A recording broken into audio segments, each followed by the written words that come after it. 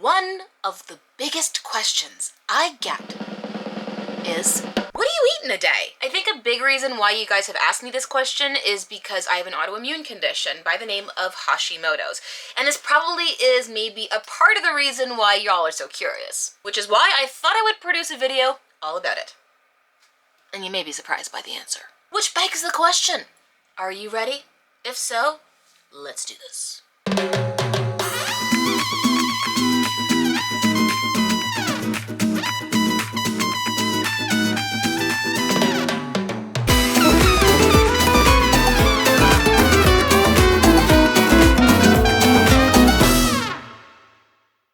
Okay guys, before I dig in, I want to be able to just remind you that if you dig my videos, the best way that you can support me is to subscribe and to smash that little bell button. That way you get notified every time a new episode launches every Wednesday. So here's what I'm doing. Yes, I am going to go through what I eat in a day, so hang tight. But first, I asked you guys what assumptions you had about how I eat. And let me just say, y'all didn't hold back. You eat very healthy consistently and do not indulge in anything sweet or junky.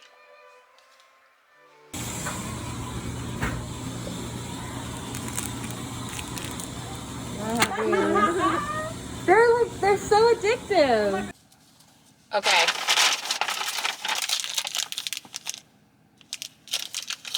So freaking good. They're my favorite chocolates. These chocolate caramels. It's a retired woman who makes them out of her home. I've gotten these like 2 days in a row. That normally happens around my period. So another assumption that I have received is that it's too obsessively perfect. Borderline orthorexia. The only thing that's perfect is when I sink my teeth into a high priest burger from Burger Joint in Toronto by the name of Burger Priest. If you don't know what a high priest burger is, it's their version of the Big Mac, which when I was a kid, I used to absolutely adore. And yes, from the cockles of my heart, I miss the high priest burger dearly, but yes, I also used to get it on a gluten-free bun, which confirms the next assumption that you guys had, which is that I'm 100% gluten-free, and that is absolutely correct. Gluten drives up my thyroid antibodies, and most importantly, it makes me feel like shit when I eat it. So it's just not worth it.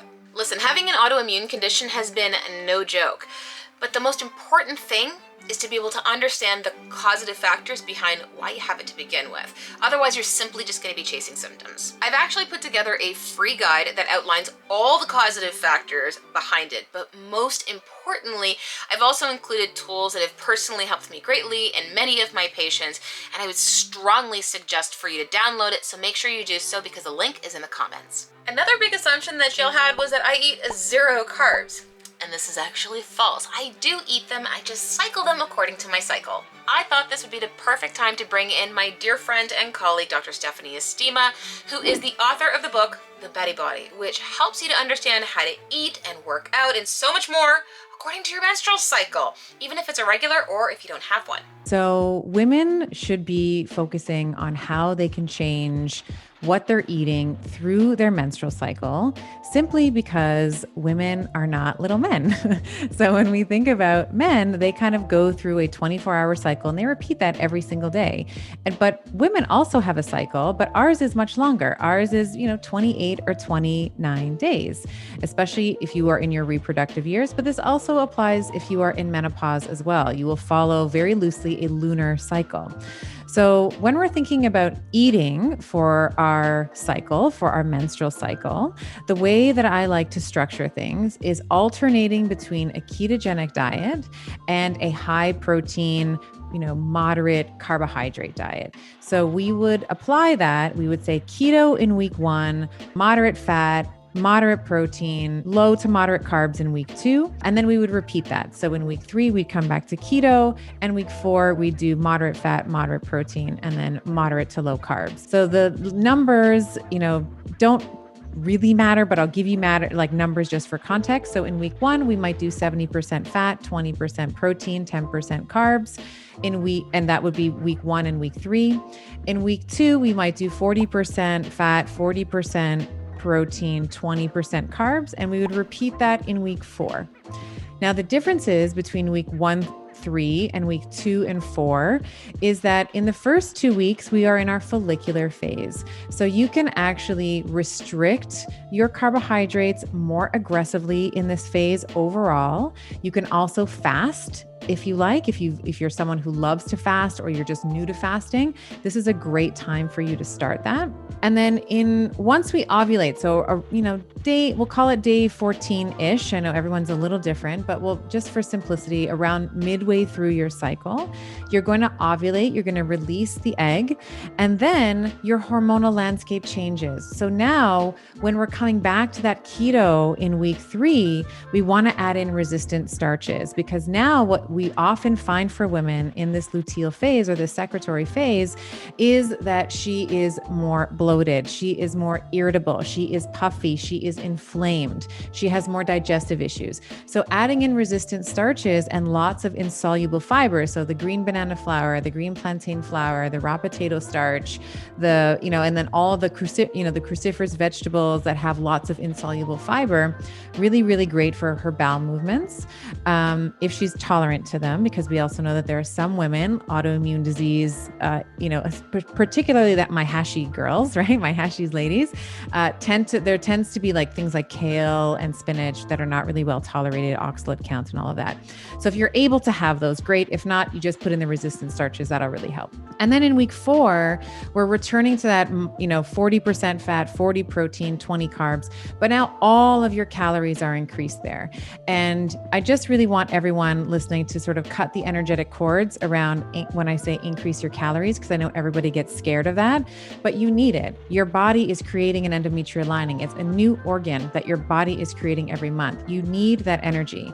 And if you try to resist it, what ends up happening is what ended up happening to me for years, which is like you end up cleaning up the pantry, like it's the cookies and the chips and the carbs, and you're like rocking in the corner thinking what happened. So just give yourself the permission, the grace, and say, listen, I'm making a new organ, so I'm going to have more calories. It's not going to be Ben and Jerry's. It's going to be more the resistant starches, more good foods, more good grass-fed, beef if you're a meat eater, lots of healthy fats.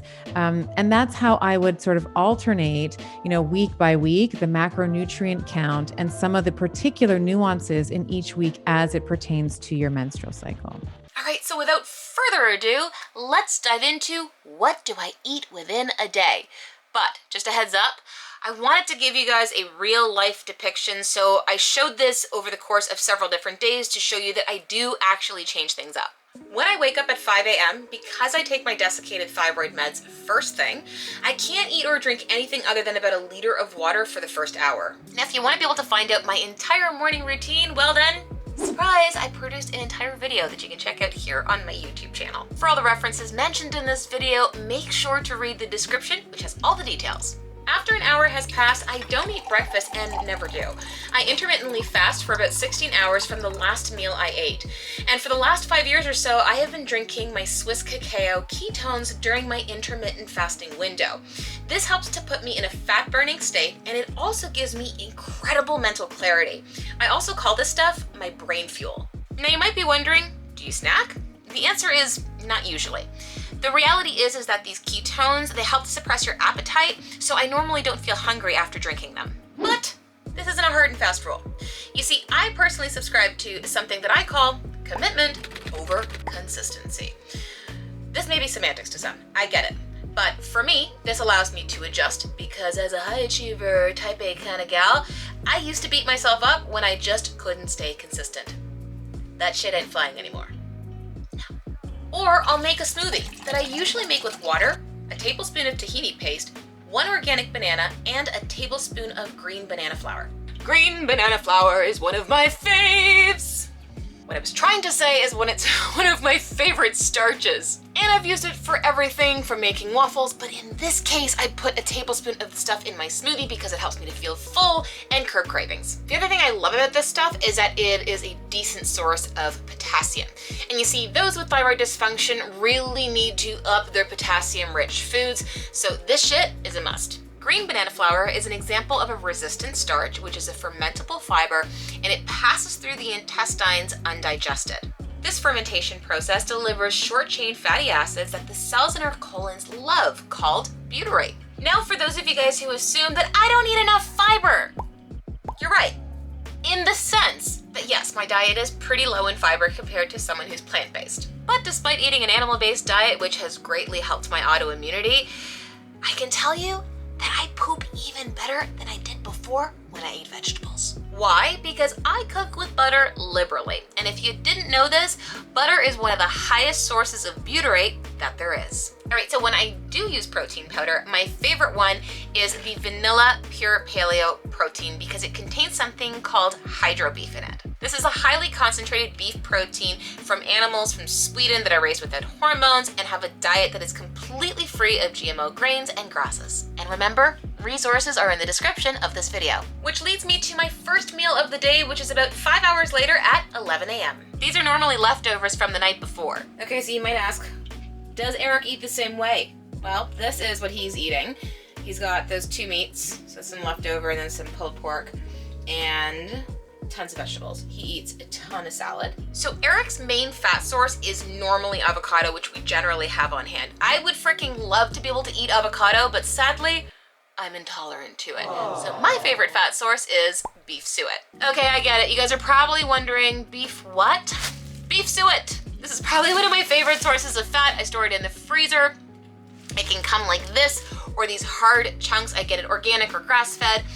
And this is the fat that they find around the kidneys of an animal. It is very rich in vitamin A, D, E, and K. It's also rich in conjugated linoleic acid, also known as CLA, which is an anti-inflammatory. So a little bit of sea salt, eat it raw, win-win. I want to clarify with you guys that I do not label myself as carnivore, despite what it looks. I certainly am meat-based. I do eat vegetables, and I eat the vegetables that I know that I can easily digest. So mushrooms, zucchini, carrots, I just simply don't eat vegetables raw. According to Chinese medicine, those who have a weak digestive fire will oftentimes struggle with digesting raw foods. Okay, so with that said, I'm pretty sure that this may confuse you because you're like, but wait, you have a smoothie that is considered raw, but the one that I make doesn't upset my tummy. So my advice to you and your health is really test what works best for you. Okay, then comes dinner, which I start making 5 hours later at around 4 p.m. And on the menu today, I am going to be making burgers. This is probably one of my favorite foods ever, and I want to show you the easiest, quickest way to make the most delicious burger that you'll probably ever have. Here is how to make the best burgers ever. Begin with 2 pounds of organic pork and 2 pounds of organic beef. Next, add 2 egg yolks into the ground meat. Okay, so in my opinion, no burger is good without some Worcestershire sauce, however you pronounce that. This is the only gluten-free one that I actually could find. This is not an ad. Probably not the most cleanest, but there is a little bit of cane sugar in here, and there might be some ingredients that if you have an autoimmune condition that you just want to kind of take a look at the ingredients. Always look at labels, but for me, I don't react to this, so I probably put about, for about 4 pounds of meat, I probably put about 1 to 2 tablespoons worth in it. Makes a huge difference.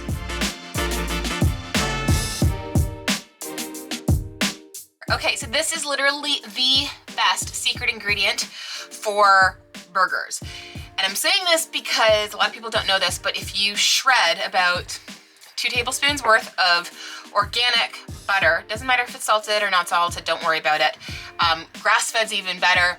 This will literally be a huge game changer in your burger game. What do you think about my butter trick? I love it, actually. Yeah? Because the only other way I've heard to make burgers moister. Moister, is that a word? Oh, it's gonna be. More moist? More moist, that's probably more of a word. Love this bit. Was people I know put ice, a piece of ice in it in the center, so that when it barbecues, it will melt, but butter's better.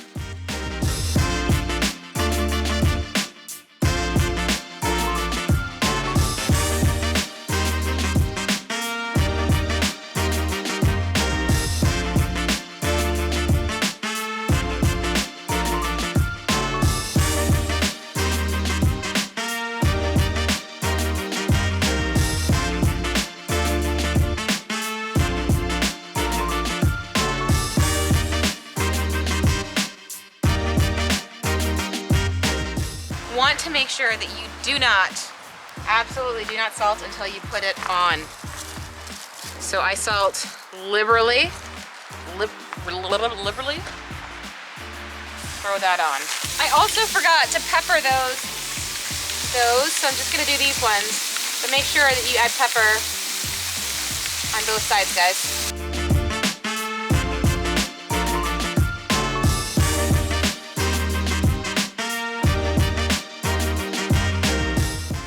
This gives you an arm workout. So it's 5 minutes on one side, 5 minutes on the other, and then that's it. You've got the perfect burger.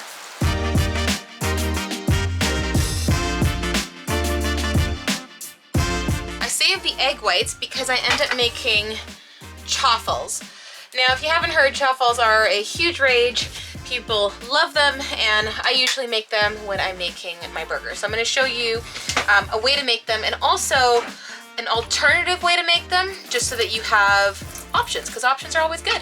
I begin this by adding in goat cheddar, which I'm not intolerant to and eat once in a blue moon. While I generally suggest to those with autoimmune conditions to avoid all dairy at first, in some cases, individuals like myself will be able to better tolerate goat cheese because it's a form of A2 dairy, which tends to be better tolerated by some. Despite being able to tolerate it without any issues, I still only have it maybe a couple of times a month as a treat. Whisk up the 2 egg whites that weren't used in the ground meat and add it to the mini waffle maker.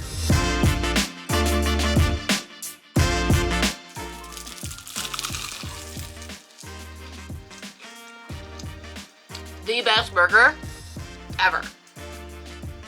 Now you may wonder if I snack after dinner. The answer is no, because since I go to bed at around 8 p.m., and by the time that we actually sit down to eat, which is around 5 p.m., I really don't want to be eating too close to bed. I usually stop eating 2 to 3 hours before bedtime. Melatonin, known to some as the sleep hormone, also helps to suppress insulin production, our fat storage hormone. So I avoid eating within 2 to 3 hours before bed, otherwise it'll inhibit melatonin production, leading to sleep problems, cravings, and increased fat storage. During that time after dinner, I might have a little bit of tea, a little bit of water. I'm really that basic. All right, you, that is it. Do me a favor, if you love this video, then give it a thumbs up.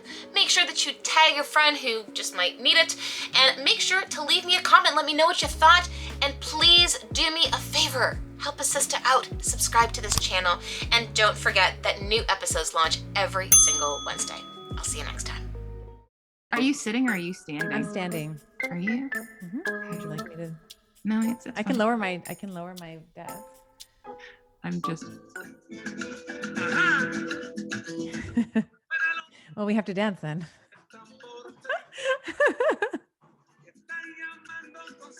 Did you think that our interview was going to be this way? What's that? Did you think our interview was going to be this way? We have to be like, this has to be part of the bloopers. Absolutely. Y'all didn't know this girl has like hips. They hips don't lie.